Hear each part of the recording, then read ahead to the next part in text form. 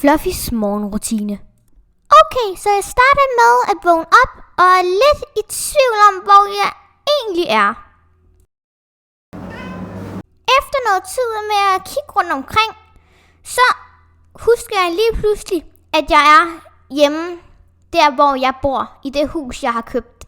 Det første, jeg så gør efter at vågne op, det er selvfølgelig lige at gå på toilettet, fordi jeg skal åbenbart mega meget på toilettet hver morgen. Jeg ved faktisk ikke helt hvorfor. Det er måske fordi, jeg går i søvne, og så drikker jeg vand. Men jeg ved det faktisk ikke helt. Pludselig hører jeg så nogle lyde, der kommer nedefra. Så jeg kigger lige ud, og så kan jeg stadig ikke se noget. Så efter lidt tid, så går jeg ned og udforsker, hvad der sker. Det første, jeg så ser, når jeg kommer ned, det er så, at der står den her skål med mad.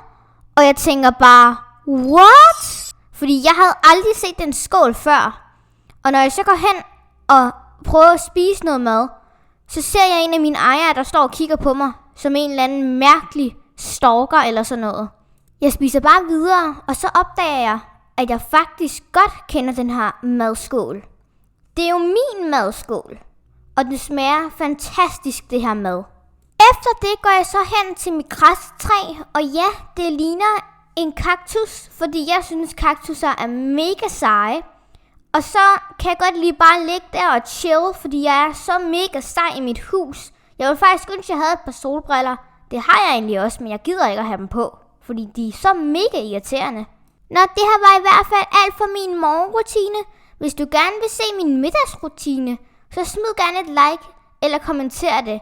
Måske vil du også subscribe, hvis du virkelig godt kan lide mig. Og det ved jeg jo, at du godt kan. Men ellers er der ikke så meget end at sige, end vi ses. Hej hej.